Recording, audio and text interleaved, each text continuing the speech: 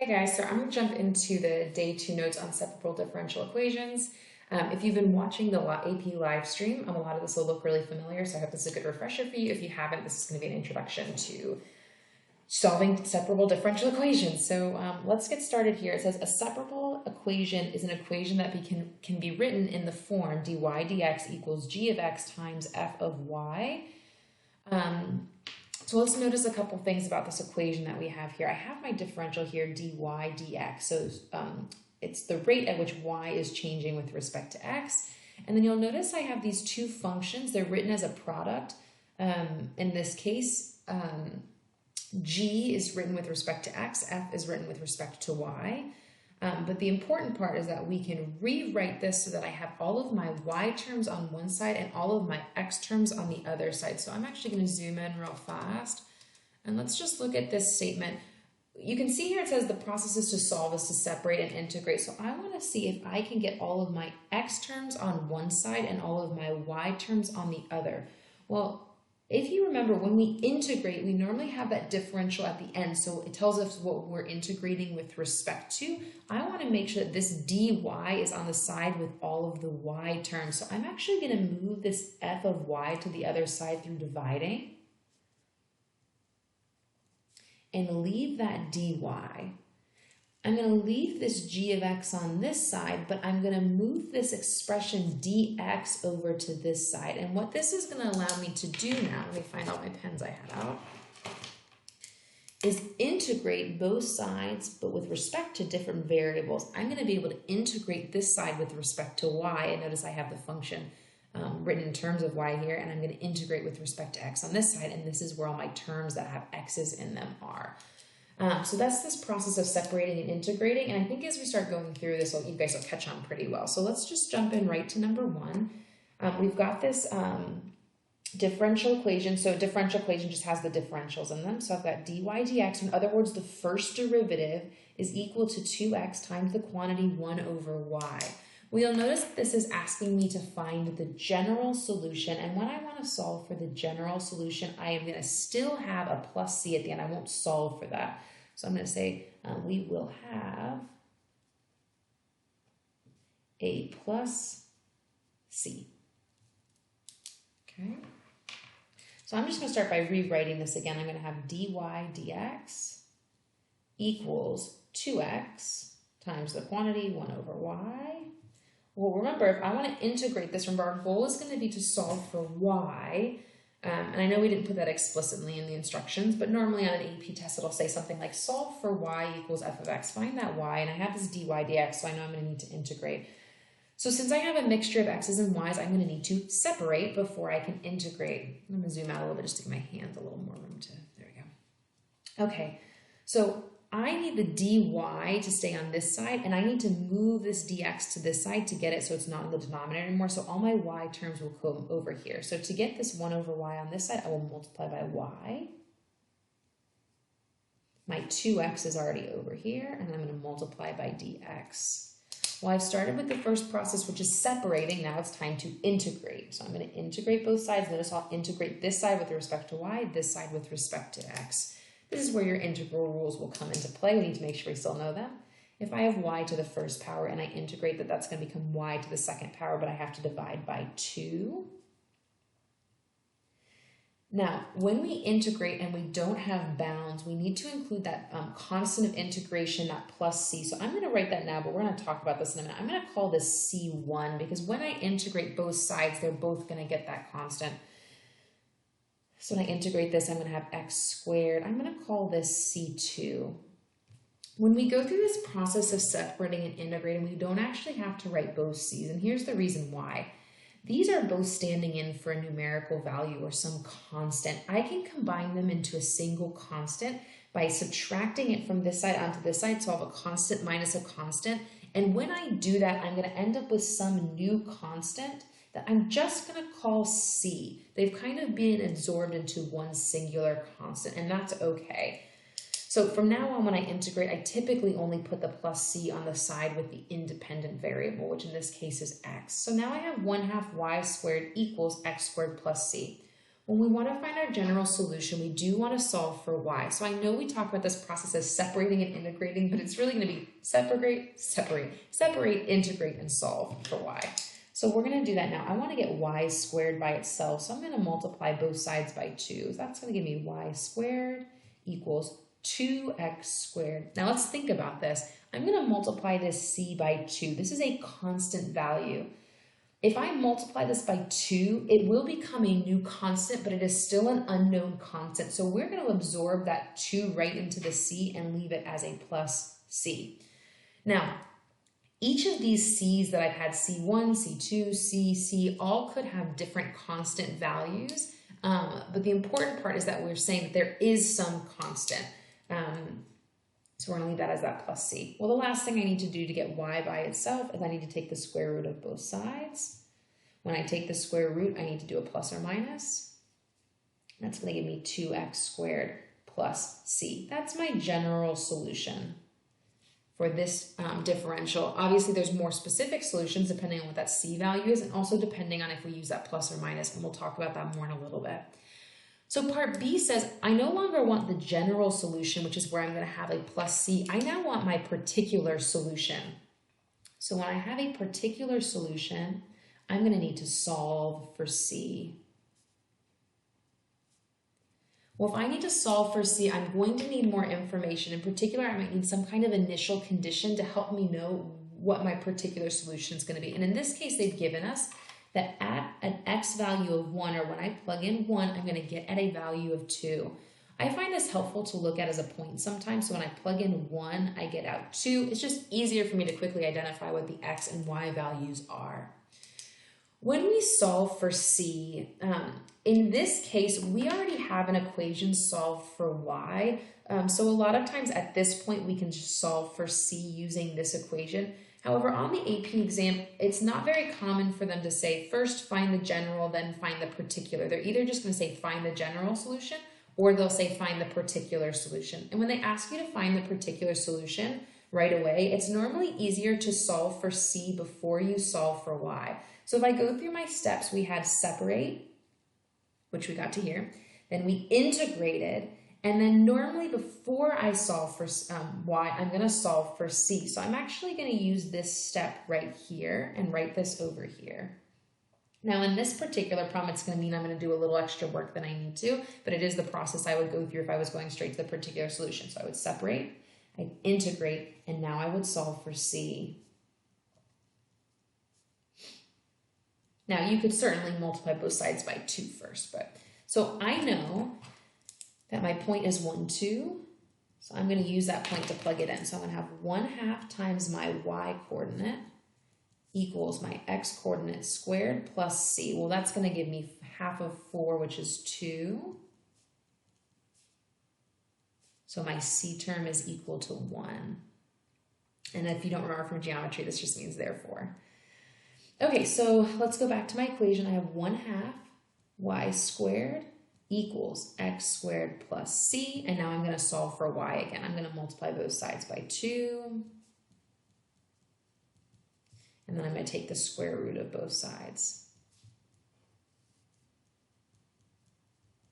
Okay, now believe it or not, we're actually not quite done yet, because when they ask us to solve for a particular solution, they want your particular solution to be a function.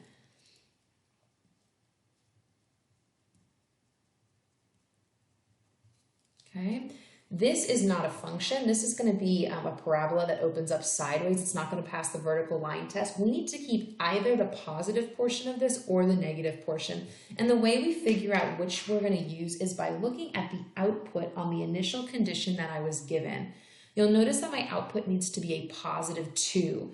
Well, when I take the square root of something, the only way to get a real answer is if the answer comes out positive. So that negative is giving us a chance to have negative outputs, but we want a positive output. So I'm going to use my initial condition, okay, to say that the function that I want for my particular solution is the positive portion of this graph.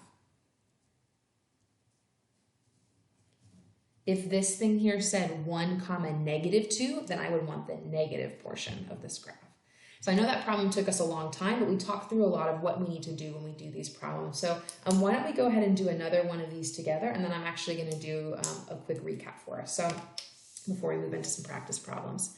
So here's number 2. Notice this time instead of seeing dy dx, we see a y prime. So I have y prime over the quantity 3y squared equals 2. So as a reminder, y prime is going to be dy over d, whatever the independent variable is. Typically it's dx. You could put dt, d whatever, since they didn't give it to us here, but commonly y prime will be dy dx.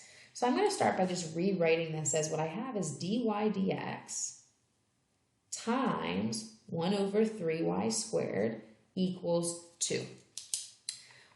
When we go through this process, you'll notice that I am integrating this. I've got that dy dx. I'm going to separate and I'm going to integrate. So all of my y terms will stay on this side with my dy. All of my x terms are going to move to this side. Now there's one more thing I want to think about, and that's those things that aren't necessarily a variable. So I have this coefficient for this 1 over y squared of 1/3. I find it easier to get all of my coefficients or constants together on one side. So when I separate this, I'm going to leave this dy over here with this 1 over y squared. And I'm actually going to rewrite this when I do this as y to the negative second. I'm actually going to multiply this 3 over to this side to give me 6 dx. That's just a little bit easier to work with than having to worry about this 3 in the denominator with that y squared. So that's just my personal preference. So I'm going to make a couple of notes for this really fast. I personally find it to be easier to get coefficients on one side. You don't have to do that. I personally just find it easier. So that's the separate portion. Now I'm going to jump into my integrating portion. And you'll notice that when I wrote this, I already rewrote this as a y to the negative 2. One of the things that we definitely want to be careful when we integrate is a lot of times when we see things over y or over my variable, we think that when we integrate, it's going to be the natural log. But as a reminder, if I have 1 over y or 1 over stuff, like 1 over u when I use u substitution, you're right that the antiderivative of that is going to be the natural log of the absolute value of y plus c. But if I have something like 1 over y squared or 1 over y cubed or something like that, what I really want to do is I want to rewrite and use the power rule. So you'll notice I've already rewritten my 1 over y squared as y to the negative 2. So make sure you guys don't get those confused. We only get the ln when I have something that's linear in the denominator. So like y plus 1. That y could have a coefficient, but it has to be linear in the denominator. So when I integrate this, I have y to the negative 2, so that's going to become y to the negative. First, I'm adding 1, and then I have to divide by that negative 1. So negative y to the negative 1. I would have a plus c, but remember we're just going to put that on the other side. We're going to combine those constants. When I integrate 6, that's going to become 6x, because notice on this side I have dx, so it's going to become 6x plus c. Now, this side only asks us to find the general solution. If I was finding the particular solution, I personally would solve for c right now before I finish solving for y, but I'm going to find the general solution, so now I'm going to move into solving. I'm going to rewrite this as negative 1 over y equals 6x plus c. We have a couple options for what we can do next. The big thing I notice is this y needs to come up to the numerator. So we can think about this as taking the reciprocal of this side and the reciprocal of this side. Or you can think about multiplying y to this side and dividing by all of this onto this side. Well, when I do that, so I'm going to have a negative y, flip that. The reciprocal of this is going to be 1 over that whole expression. So again, you can think about it this way. I multiplied y up and divided by this in the denominator. Well, I still have this negative to deal with. I personally like to put it in the numerator. So I have a negative 1 over 6x plus c. But you could also distribute that through the denominator and have 1 over a negative 6x minus c. Or you could leave it as a plus c. It could get absorbed into that constant. So here is my general solution. And just like before, they also want us to find the particular solution.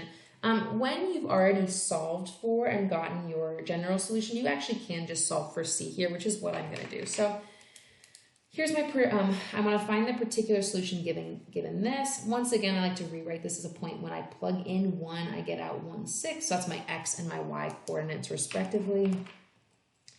So if I have this as my general solution, okay, and now I'm going to use my point in this step here to solve for c. Well, my output y is 1/6. -1, and my x value is 1, so that'll be 6 plus c. Okay, so there's a couple ways, again, you can think about this. I'm going to cross multiply. So when I do that, I'm going to get -6 equals 6 plus c. So now I have that c is -12. Because I already have this solved for y, I'm at the end of my problem, and I can jump right to saying that y is equal to -1 over 6x minus 12. Now, if this were a multiple choice problem, I know there's no multiple choice on this year's, the 2020 exam, but if there were, there's other ways you could see this written. Often you'll see this negative distributed in the denominator instead. So instead you'd have a +1 over, this would become a -6 plus 12. So often you'll actually see it written like that as well, which is totally fine. But I personally, especially if it's free response, would just leave it right there. Okay, so those are the first two problems. I'm going to do a quick little recap on a sticky note here, and you can write this anywhere you have space, like here or wherever. But here's kind of the process that we've gone through so far. I'm actually just going to move this out of the way and just do a quick little recap. So when we've been separating and integrating, here's kind of our steps. Step 1 is going to be to separate. We want to get our x terms and our y terms each on their own sides. Step 2 is going to be to integrate. Okay. Now, if we want to find the particular solution, I recommend solving for c here. Okay. And then our last step in all the cases is going to be to solve for y. But as a reminder, if it's a particular solution, we have to solve for the function. So if it's a particular solution,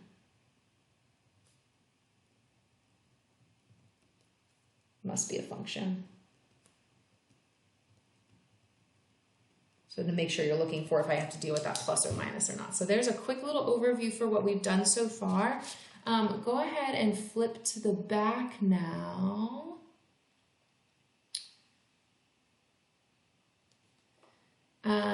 Give me 1 second, guys.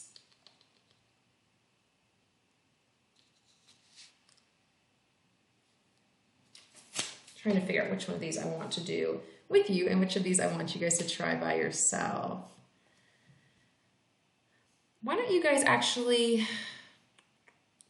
give number 3 a go? So go ahead and pause, or the video is going to pause in a minute on Edpuzzle. So go ahead and try number 3 by yourself and see how that goes. And I'll show you guys the answer on here in about 5 seconds. So pause the video if you're on YouTube. Give number 3 a go.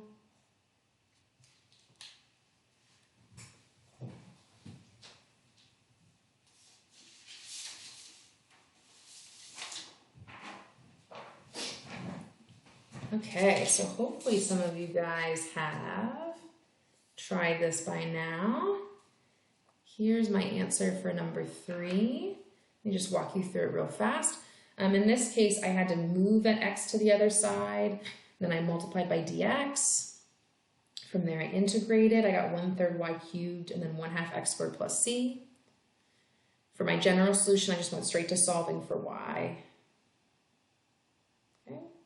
Then I found my particular solution. I know that I have the point plug in 0, get out 3. Okay. Solve for c, and then we can plug that in for c. So I hope you guys got that for your answer. You're taking a look at my work. Why don't we jump in and do number 4 together now? So we're going to do this one a little bit different. All of the problems we've done so far has had us start by finding the general solution. We're not going to do that this time. So go ahead and get rid of all of that. We're just going to find the particular solution. So let's go ahead and do that. If we're going to do that, remember step 1 is to separate. I'm still going to use this space over here for help. So I have e to the x equals y dy dx. Okay. I already have a y term on this side. My dy is here in the numerator. I need to get this dx over to the other side. So that's going to give me an e to the x dx equals y dy. I personally prefer to get my y terms on this side, so I'm just going to do that really quickly. I've now separated. I have my y terms on one side, my x terms on the other side, so I'm going to integrate. The integral of, or the antiderivative of y will be 1/2 y squared. I don't have to put that plus c because I'm going to include that in my constant on the other side. The antiderivative of e to the x is e to the x plus c. Okay, so I'm going to move over here. I'm actually going to solve for c now. Notice over here that I know I have the point. If I plug in 0, I get out 1.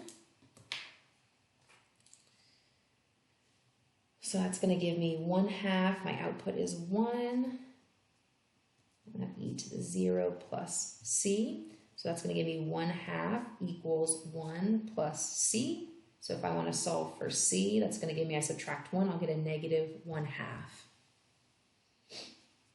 So now I have 1/2 y squared equals e to the x minus 1/2. So as a reminder, if I'm finding my particular solution right away, I like to solve for c first. It's a preference. I'm going to solve for y. Multiply both sides by 1/2. So I'm now going to have a y squared equals 2e to the x minus 1. So now I'm at the point where I'm going to take the square root of both sides. So I'm going to have y equals plus or minus the square root of 2e to the x minus 1. Now remember, this is a particular solution. I want my answer to be a function, so I can't leave that plus or minus. That's when I go back and I'm going to look at my initial condition that I was given, and you'll notice that my output is a positive 1. So when I look here, in order to get a positive out, I need to have that positive in the front. So again, because I need it to be a function, I'm just going to take that positive, and I know it's positive because of the output from my initial condition.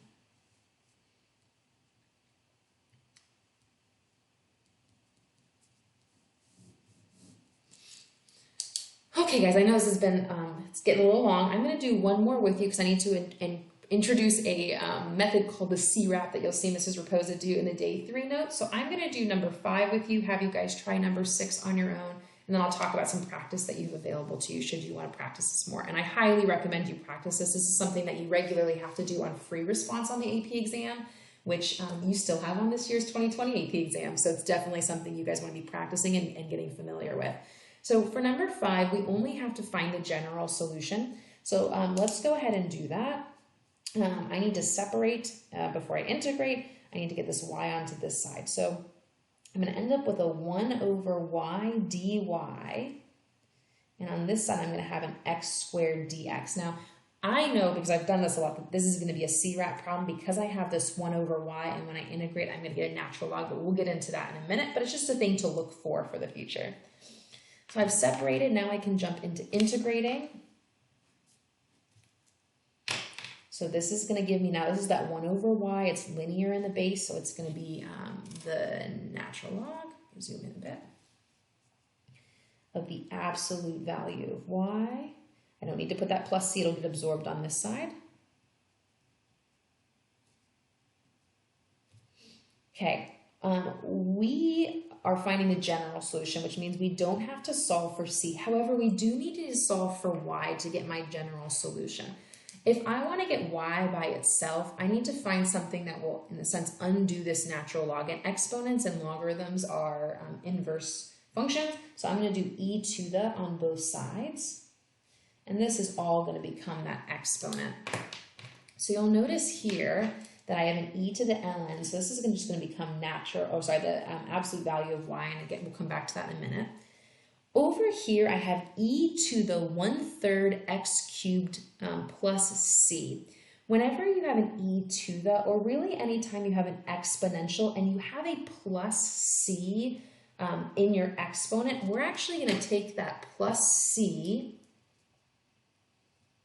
we're going to wrap it, and it's going to become a coefficient in the front. You're going to hear this called the CRAP from Mrs. Raposa in the next video. And I want to explain how the CRAP works.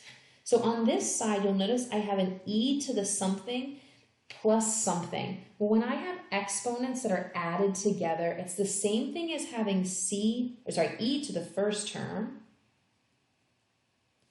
times e to that second term.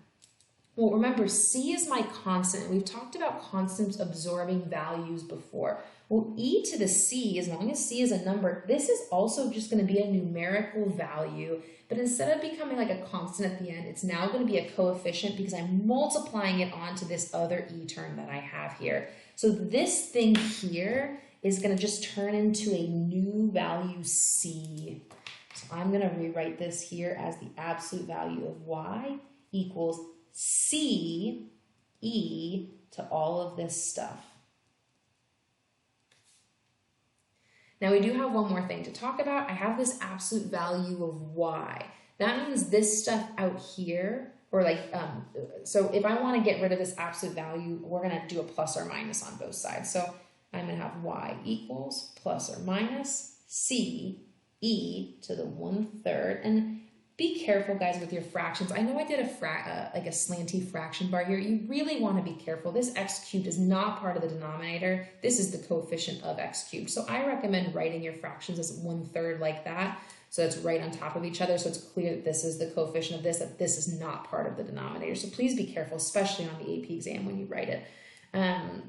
So I believe that this is the answer to this problem. This is the general solution, so we don't know if it's the plus or the minus version, and that would be dependent on the initial condition that we were given.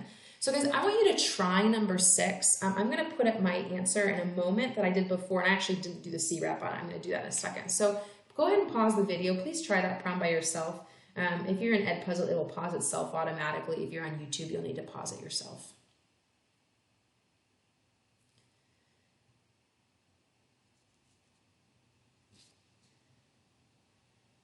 Okay guys, so here is my solution to number 6, and I'm going to talk about that C-wrap process real fast. So this is without the C-wrap. So notice I've got my 1 over y, that dx needed to move over here.